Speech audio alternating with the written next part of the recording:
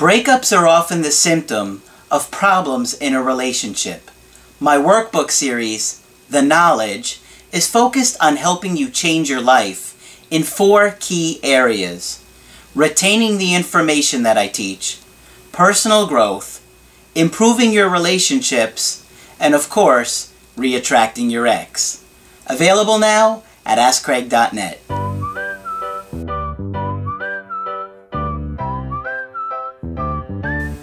Hi there, I'm Coach Craig Kenneth. I'm Coach Margaret. And today we're going to be talking about no contact is hard. It's awful. It really is hard. It is one of the hardest things you may ever have to do because it requires a level of discipline when you are just emotionally vulnerable, you are hurting, and you are scared. We're scared. It's a basic thing for us, being scared when we feel like we've lost our support. And so most of you guys will tell us, you know, no contact is so hard. And you know, you will make little slip-ups here and there. Slip-ups, I reached out and they did this and I'm doing fairly good. But it's the difference in those little slip-ups and reaching out that make the difference between successfully re-attracting somebody and winding up pushing them away. Because if your ex says to you, I think we should go no contact, I don't think we should be in contact for a while, and you call them, and then you text them 2 weeks later, and you send them a handwritten letter, which we know you're going to be advised to do. You know, your ex, those things are the difference between, you know, showing them that you're okay and that you can respect their decision and acting in an attractive, confident way, and showing them that you can't and not leaving them alone. It just turns them off and they just don't want any part of it. Right. Yep. So you want to look as dignified and competent and able to take care of yourself as you can. Mm-hmm. So you have to stick to it diligently. You can't make excuses and reach out, and you can't minimize the reach outs that you do have, because if you do, you're only going to be hurting your situation. For many of you, some of you guys are in contact with an ex, and you know, they are maybe reaching out to you here and there, so that situation is a little bit different than from when somebody says they want to break up with you and then you're not reaching out to them. Okay, you don't want to continue to reach out and show them that you can't respect their decision and that basically you're going to be waiting around while they do whatever they want. Okay? So, when you're going into no contact, and if you have decided to do that, or Margaret and I have said, you know what, I would do that in this situation, it's going to be a struggle. And it's going to be a daily struggle. It's going to feel like an hourly struggle. Yes, and people say, she's going to forget me, he's going to forget about me. They're too stubborn to reach out. All of those things. Right. And we're going to talk about that a little bit, right? We're going to be talking about, they're going to forget me. They're going to forget me. Well, should we talk about that later? Well, I want to make some comments on they'll forget about me. Yeah. Now this is object relations theory, and here's how it goes. I think I've said it before, but it's worth saying again. If when we're little, we want mom with us 24/7, but in the real world that can't happen, so mom has to go do some other things.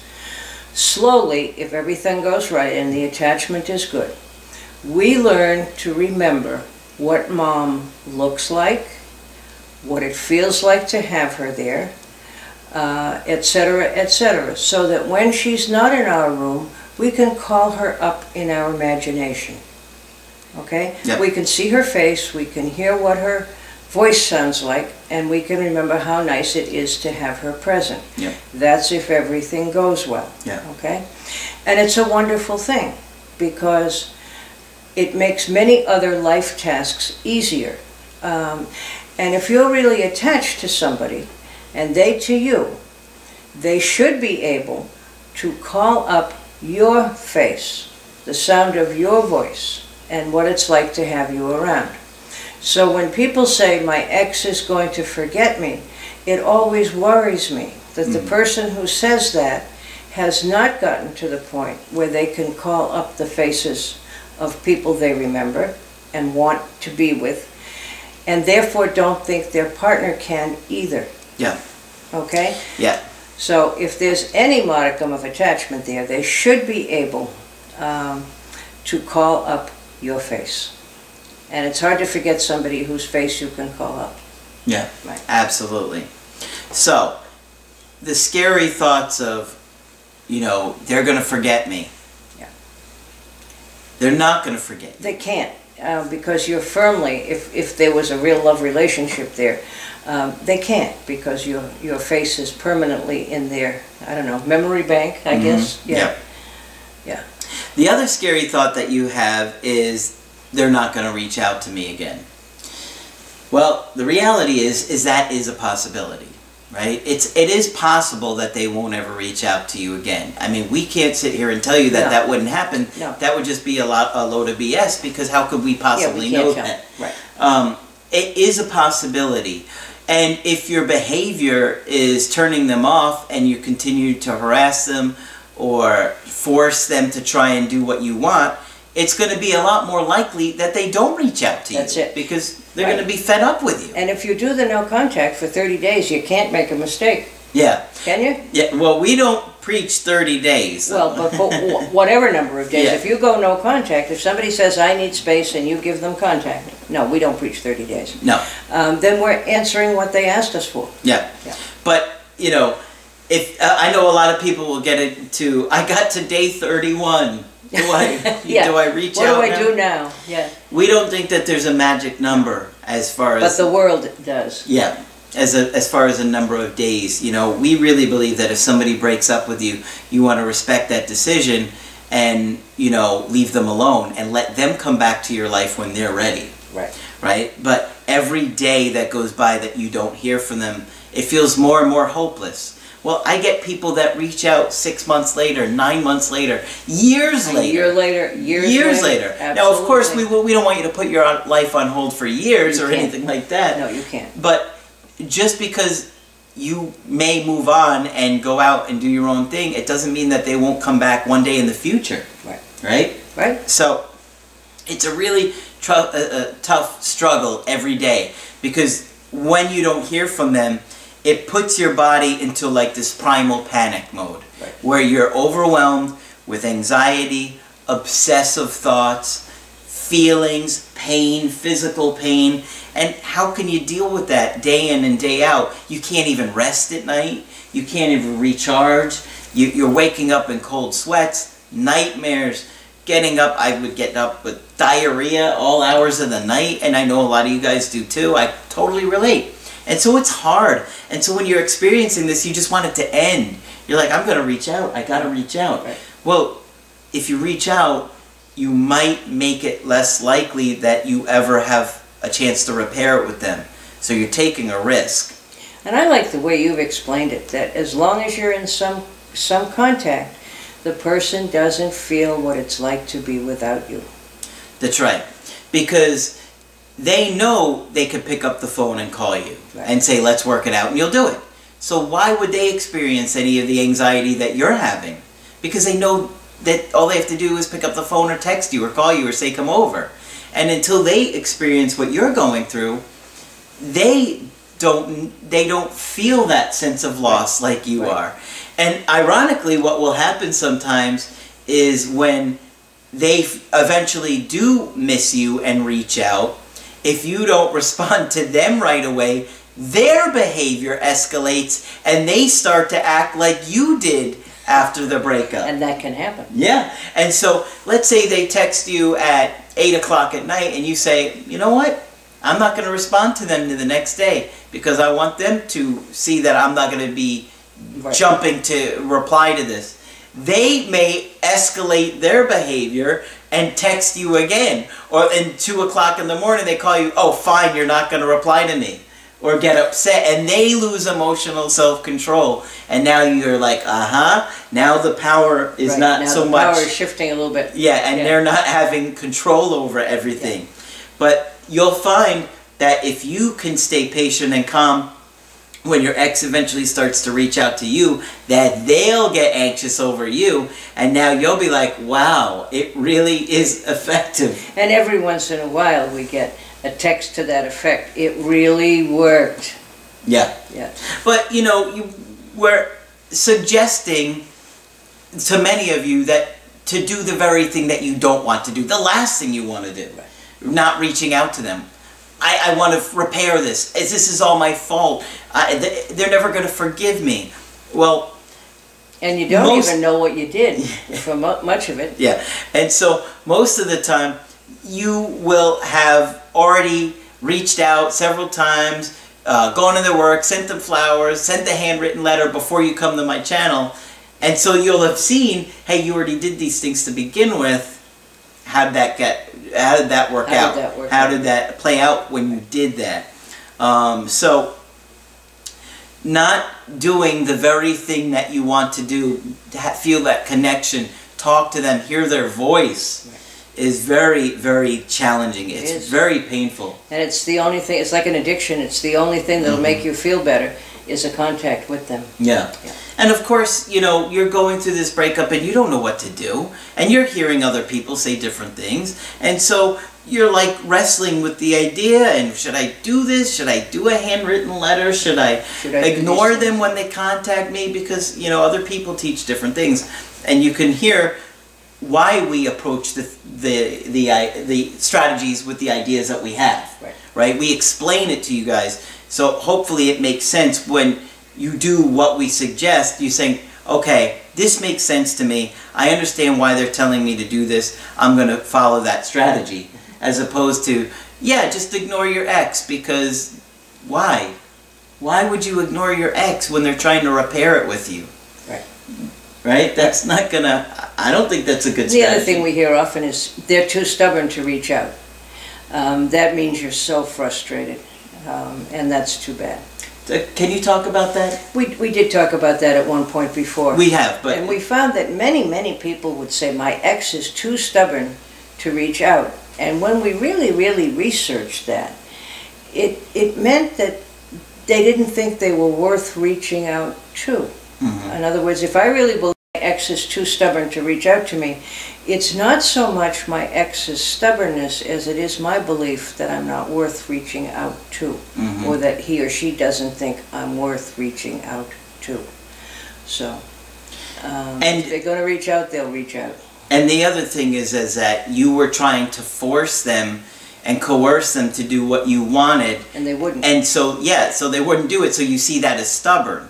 Well, if I said to you, hey, you have to jump off this bridge, and you kept saying, no, I'm not going to jump off that bridge, and I kept saying, well, look, here's why you should jump off the bridge, and I give you all my reasons, and you don't do it, are you stubborn? Right? Right. Yeah. I don't feel like dying, thank you. I don't want to jump off the bridge. But it makes you angry when your ex won't respond the way you want. Yeah. And one of the other things that's really hard about no contact is you just don't know how long it's going to last. It could last a week, it could last months, it could last 6 months. You just don't know. And, you know, who wants to make that decision about, well, I'm not going to reach out and they may never reach out to me? Well, what's the alternative? You continue to badger them or manipulate them or try and force them to do something they don't want to do? Because I want somebody that wants to be in my life. Exactly. You don't want somebody that doesn't really want to be. Yeah. Yeah. And so sometimes, a lot of times, you're so anxious you don't care. You're like, I just want them back. I don't care what they want. Yeah, right. Just get back here. I feel terrible. Yeah. You want them. You want the way you feel to change. Okay, and that's what a lot of this is about. Is I don't like the way that I'm feeling, and that's the only person that's going to change it for me. But, you know, again, that is coming from a selfish place, right? That you want them to change how you're feeling inside. So we understand there are a lot of different aspects of not reaching out to somebody after a breakup that are very painful or scary. Very. And we want you to know we understand it. We get where it's coming, where you're coming from, and why you wouldn't want to do it. but we both really think it's more effective to allow somebody to have the time away from you to miss you and to think about what happened and what went wrong and how they played a part in that too, because initially they're probably just blaming. But if they have some time to really reflect, they'll see that they created the relationship and the problems together with you. And I hope everyone feels that they're worth reaching out to, because disguised behind all that fear of my spouse will, or my partner will never reach out to me, is some, I'm not worthy. So be careful of that. And it's a very good time to say something nice about yourself to yourself. Absolutely. Why wouldn't you want to be with Craig? He's adorable, right? What can I say? She has bad taste. Yeah. Yeah, that's it. That's it. Yeah. She prefers losers over me. What can I say? What can I say? Yeah. Some people just like losers. Taste is taste. Yeah. Right? All right. So we just want you to know that we understand that no contact is hard day in and day out, and that every second away from them feels like an eternity. It's just painful. It's scary. It's overwhelming. And you can't stop obsessing over them, obsessing over thoughts, replaying situations and beating yourself up, how you could have done it better. Use this time to better yourself. The most efficient, the most effective thing to do is to spend this time learning, growing, reflecting, exploring. Work on yourself. And deciding who you want to be. What kind of partner do you want to be? Sure, you made mistakes. They made mistakes too. Of course. And they created the relationship with you. But if you take this time to really evaluate, what kind of person do I want to be? Where are my blind spots? What can I do better differently next time and do it better? All of those things are going to pay off, whether it's with that ex or with another person. Exactly. So you can't go wrong with personal growth. You know, going to a local therapist for many of you will be very beneficial. Absolutely. If you want to talk with us and do coachings with Margaret and I, that's what we're here for, because we understand that many local therapists don't really have experience with breakups, and a lot of the advice they're going to give you is something that your friends and family may tell you.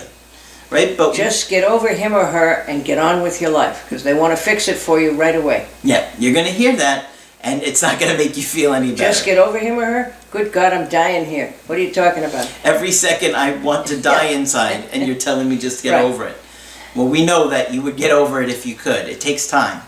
And when you focus on bettering yourself, it's a lot easier, because whether you have a 1% chance or a 99% chance or whatever the percent chances of getting in front of your ex again, you want to be the best version of yourself that you can be. That's exactly right, yeah. And you're going to feel better about yourself too, as you do the self-improvement. Absolutely. I've had several people say to me in the last few weeks, I did it, I'm working on myself, I'm going to the gym, I went to the local therapist, I did this and I did that, and I read some books. Yep. Yay for you. Yeah. So, and you'll find some of you guys will sit there, have an opportunity to get your ex back, and then you'll say to yourself, you know what? I don't really like my ex anymore. I've outgrown some of what happened here. That does happen too. Yes, it does. So hopefully this will make you feel a little bit better about going through no contact and why it's important for you and how it can help you and how it's an opportunity for you to grow and be a better version of yourself. That's right. But we get it and we understand what you're going through. Yes. And we're sorry. Yeah, it does. It's really hard and it really hurts. But we really think that it's the most effective thing to do when somebody walks away from you and doesn't choose to have you in their life anymore. So I hope you guys feel a little bit better after this video. When you need our help personally, just go to my website, askcraig.net, sign up for the coaching option that works best for you. I do email coaching, I do Skype coaching. If you got to get with me right away, I do offer emergency Skype coaching. Margaret is also here for Skype coaching. Yes, I'm available. Love to talk with you. Just click on Margaret on the top of the website to sign up with her. But that's it for this video. I'm Coach Craig Kenneth. I'm Coach Margaret. And we will talk with you soon. I'm Craig Kenneth, a relationship coach and a psychotherapist. Every relationship is different, and every breakup is different. Work with me and you'll get professional help on your situation. Just click on the link in the description below or go to my website, askcraig.net.